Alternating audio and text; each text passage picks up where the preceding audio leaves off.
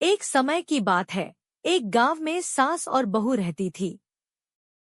सास का नाम था कमला और बहू का नाम था सीमा।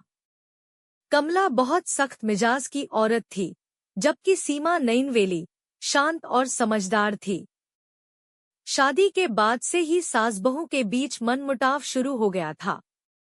कमला को लगता था कि सीमा घर के कामों में निपुण नहीं है और वो हर समय उसे कुछ न कुछ सिखाने की कोशिश करती रहती थी। सीमा ने भी सास की हर बात को सहने की ठानी थी, लेकिन भीतर ही भीतर उसे यह सब बहुत चुभता था। वह अपने पति से भी इस बारे में कुछ नहीं कहती थी, क्योंकि वह नहीं चाहती थी कि उनके रिश्ते पर इसका कोई बुरा असर पड़े। एक दिन गांव में एक संत का आगमन हुआ। संत ने गांव वालों को बुलाया और कहा कि जो भी अपनी समस्या का समाधान चाहता है, वो उनसे मिल सकता है। सीमा ने भी सास से परेशान होकर संत के पास जाने का फैसला किया। उसने संत से अपनी समस्या बताई और कहा, मुझे अपनी सास के साथ रहने में बहुत कठिनाई हो रही है। वो हर समय मुझ पर कटाक्ष करती रहती है और मेरा आत्मविश्वास तोड़ देती है। संत ने ध्यान से सीमा की बात सुनी और उसे एक बोतल में जड़ी बूटी वाला पानी दिया।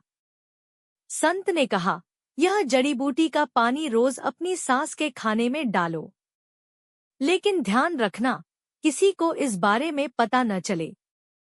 इसके साथ ही तुम सास के साथ नम्रता से पेश आओ, उनका आदर करो और उनकी हर बात मानो। सीमा ने ऐसा ही किया। वह रोज अपनी सास के खाने में वह जड़ी बूटी डालने लगी और सास के साथ बेहद नम्रता से पेश आने लगी। कुछ ही हफ्तों में सास के बर्ताव में भी बदलाव आने लगा।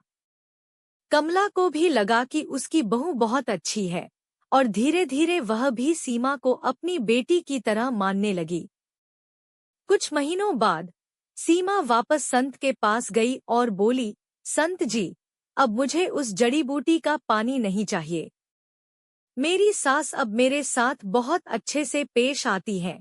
संत मुस्कुराए और बोले, वो पानी जड़ी बूटी का नहीं, साधारण पानी था। असली जड़ी बूटी तो तुम्हारे प्यार, आदर और धैर्य में थी, जिसने तुम्हारी सास का दिल जीत लिया। सीमा को संत की बात समझ में आ गई और वह खुशी खुशी अपने घर लौट आई। अब सास और बहू एक दूसरे के साथ बेहद प्रेम और सम्मान से रहने लगी।